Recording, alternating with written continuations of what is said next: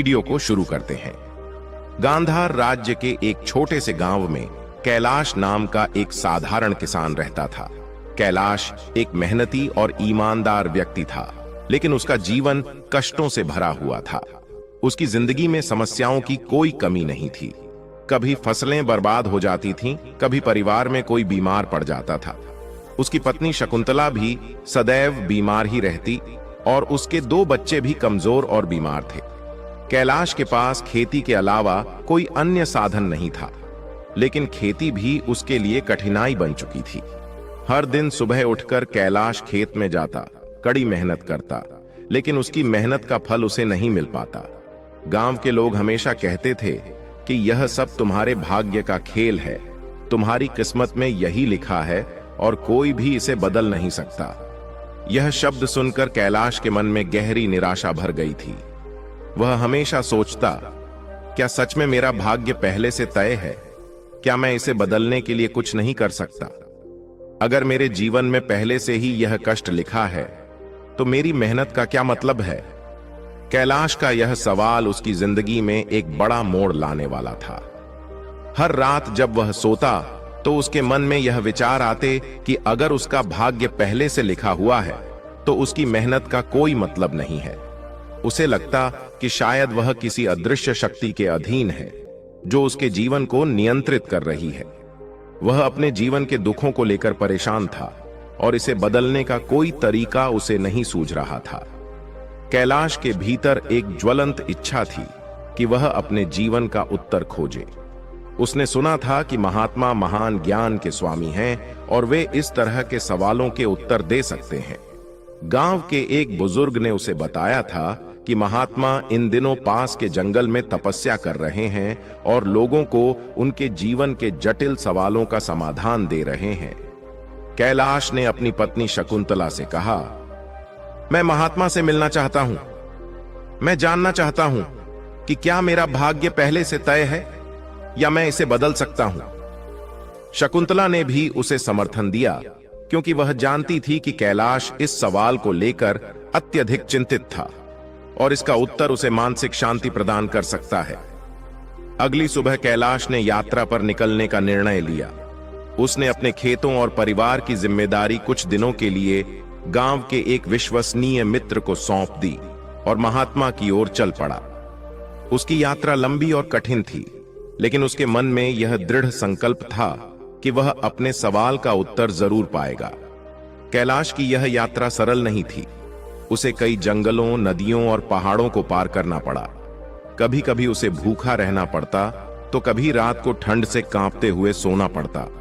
रास्ते में कई बार उसे ऐसा लगा कि वह इस यात्रा को छोड़ दे और वापस लौट जाए, लेकिन उसका मन बार बार उसे प्रेरित करता कि वह अपने सवाल का उत्तर पाए बिना नहीं लौटेगा। एक दिन जब वह एक बड़े जंगल से गुजर रहा था, तब उसे एक बूढ़े साधु मिले। साधु ने उसे भोजन दिया और उसके साथ कुछ समय बिताया। साधु ने कैलाश से उसकी यात्रा का उद्देश्य पूछा। कैलाश ने साधु को अपनी परेशानी और सवाल के बारे में बताया। साधु ने उसकी बात को सुनकर कहा, तुम सही रास्ते पर हो पुत्र, महात्मा ही तुम्हें इसका उत्तर दे सकते हैं, लेकिन याद रखना, उत्तर तुम में ही है। महात्मा तुम्हें केवल मार्ग दिखा सकते हैं। कई दिनों की यात्रा के बाद कैलाश अंततः महात्मा के आश्रम पहुंचा। आश्रम एक शांतिपूर्ण स्थान था, जहां हर तरफ हरियाली थी और एक अद्वितीय शांति का अनुभव हो रहा था। वहां बहुत सारे लोग पहले से ही मौजूद थे, जो महात्मा के प्रवचनों को सुन रहे थे। कैलाश ने महात्मा के दर्शन करने का अवसर पाया। जैसे ही वह महात्मा के पास पहुंचा, उसकी आंखों में एक अजीब सी चमक थी, मानो उसे अपनी सारी समस्याओं का हल मिलने ही वाला हो। कैलाश ने विनम्रता से महात्मा को प्रणाम किया और कहा, हे महात्मन, मैं कैलाश हूं। मेरा जीवन कष्टों से भरा है। लोग कहते हैं कि यह सब मेरे भाग्य का लिखा है। क्या मेरा भाग्य पहले से तय है? क्या मैं इसे बदलने के लिए कुछ भी नहीं कर सकता?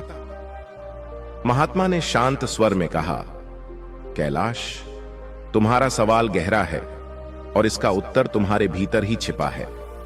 लेकिन मैं तुम्हें एक कहानी सुनाता हूं, जिसमें तुम्हारे सारे सवालों के जवाब अवश्य ही मिल जाएंगे। महात्मा ने कैलाश को एक सरल लेकिन गहरे अर्थ वाली कहानी सुनाई। उन्होंने कहा, कैलाश, मान लो कि तुमने एक बीज बोया है। अब यह बीज एक पौधा बनेगा और फिर एक बड़ा सा वृक्ष। लेकिन यह वृक्ष कैसा होगा, यह इस बात पर निर्भर करता है कि उसे कितना पानी, सूरज की रोशनी और देखभाल मिलती है। अगर बीज को सही समय पर पानी मिलता है तो वह मजबूत वृक्ष बनेगा, अगर नहीं तो वह सूख जाएगा। तुम्हारा भाग्य भी इसी तरह से काम करता है। तुम्हारे पूर्व जन्मों के कर्म बीज के समान हैं और तुम्हारे वर्तमान कर्म उसे पानी और पोषण देने वाले तत्व हैं।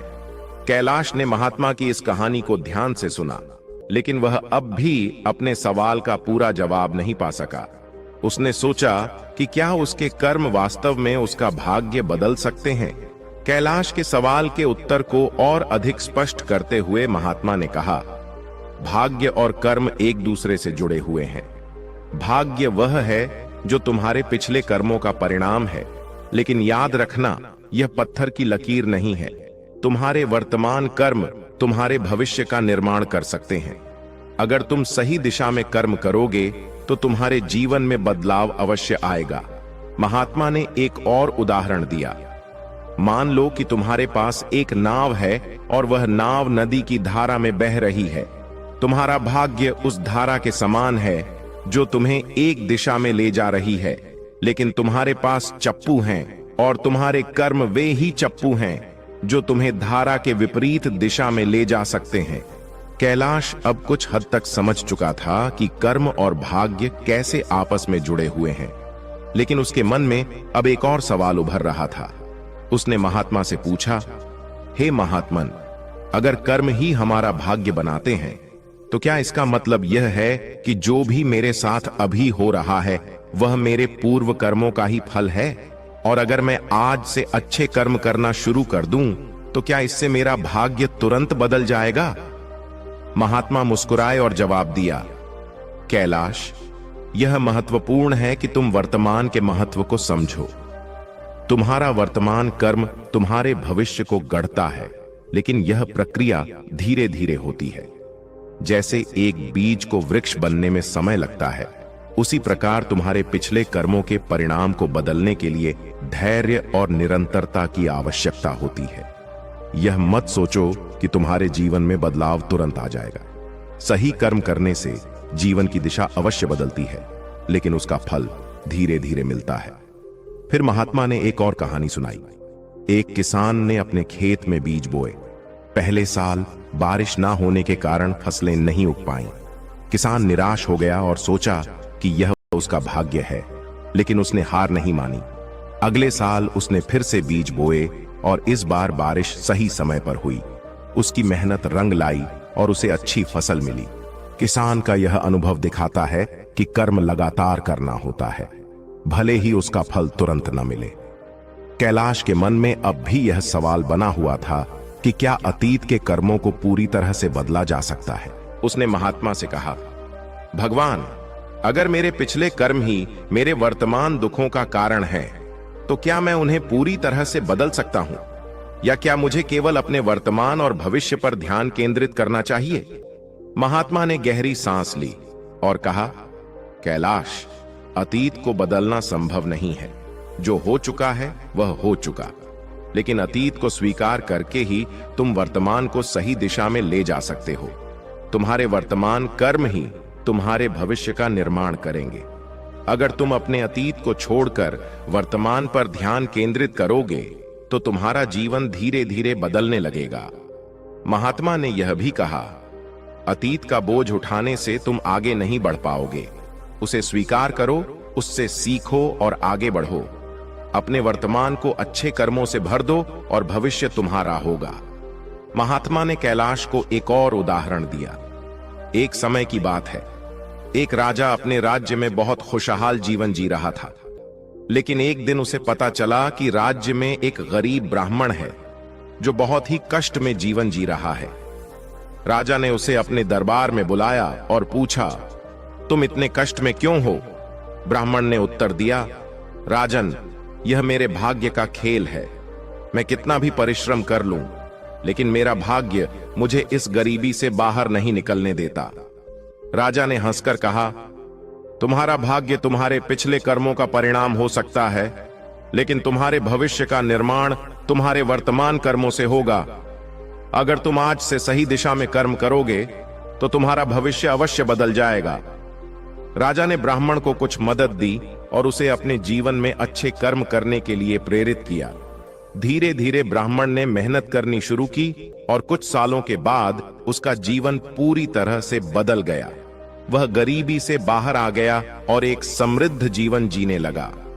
महात्मा की बातों ने कैलाश के मन में एक नई रोशनी जगा दी। उसने महसूस किया कि भाग्य कोई ऐसी चीज नहीं है जो स्थायी हो और जिसे बदला ना जा सके। यह उसके कर्मों का परिणाम था, और अगर वह अब समझ चुका था कि उसे अपने अतीत के कर्मों को स्वीकार करना होगा और अपने वर्तमान पर ध्यान केंद्रित करना होगा। उसने महात्मा से कहा, हे महात्मन, मैं अब समझ चुका हूं कि मेरा भाग्य मेरे ही हाथों में है। मैं अपने कर्मों को बदलकर अपने जीवन को एक नई दिशा दे सकता हूं। महात्मा ने उसे आशीर्वाद दिया और कहा, सही रास्ते पर चलने वाले को कभी निराश नहीं होना चाहिए। जीवन में जो कुछ भी होता है वह हमारे कर्मों का ही परिणाम होता है। अगर हम सही दिशा में कर्म करेंगे तो हमारा भविष्य अवश्य उज्जवल होगा। कैलाश महात्मा से विदा लेकर अपने गांव की ओर चल पड़ा। अब उसके मन में एक नई ऊर्जा थी और उसे यह विश्वास हो चुका था कि उसके जीवन में जो भी कष्ट हैं वे उसके अतीत के कर्मों का फल हैं, लेकिन वह अब अपने कर्मों से अपने भविष्य को बदल सकता है। गांव में लौटकर कैलाश ने अपने जीवन में बदलाव की शुरुआत की। उसने खेती में और भी अधिक मेहनत की, अपने परिवार के प्रति और भी अधिक जिम्मेदारी से पेश आया और अपने व्यवहार में संयम और धैर्य को अपनाया। धीरे धीरे उसके जीवन में सकारात्मक बदलाव आने लगे। उसकी फसलें अब बेहतर हो रही थीं, उसका परिवार स्वस्थ रहने लगा और उसकी आर्थिक स्थिति भी सुधरने लगी। कैलाश के जीवन में धीरे धीरे सब कुछ बदलने लगा। उसकी मेहनत और सही कर्मों का फल उसे मिलना शुरू हो गया।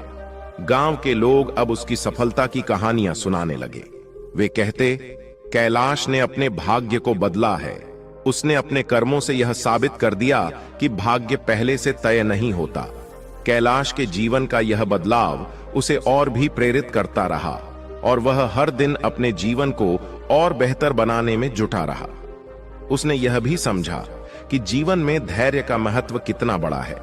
समय के साथ कैलाश गांव के सबसे सफल व्यक्तियों में से एक बन गया।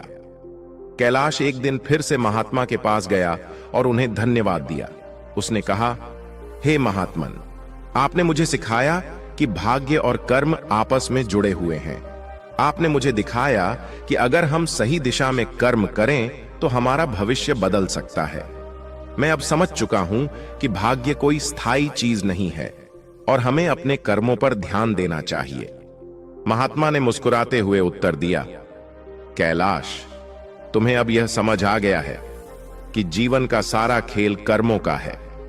भाग्य का लिखा हमारे पिछले कर्मों का परिणाम है, लेकिन हमारे वर्तमान कर्म ही हमारे भविष्य को तय करेंगे। जीवन में कभी निराश मत होना, क्योंकि तुम्हारे कर्म ही तुम्हारे सबसे बड़े साथी हैं। कैलाश अब पूरी तरह से आत्मनिर्भर और आत्मविश्वासी बन चुका था। उसने यह समझ लिया था कि जीवन में कोई भी चीज स्थायी नहीं होती और हमारे कर्म ही हमें हमारे भविष्य की ओर ले जाते हैं। उसने महात्मा के सिखाए गए मार्ग को अपने जीवन में उतारा और अपने जीवन में सुख और शांति का अनुभव किया। इस कथा का संदेश यही है कि हमारा भाग्य पहले से तय नहीं होता। हमारे कर्म ही हमारे भविष्य का निर्माण करते हैं, और अगर हम सही दिशा में कर्म करेंगे तो हम अपने जीवन में सुख और समृद्धि प्राप्त कर सकते हैं। जीवन में कभी हार ना माने, क्योंकि आपके कर्म ही आपके भाग्य को बदल सकते हैं। तो दोस्तों, कैसी लगी आपको यह कहानी? आप हमें कमेंट में जरूर बताएं, और अच्छी लगी हो तो इस चैनल को सब्सक्राइब जरूर कर लेना। तो चलिए फिर मिलते हैं अपने अगले वीडियो में ऐसी ही कोई नई कहानी के साथ।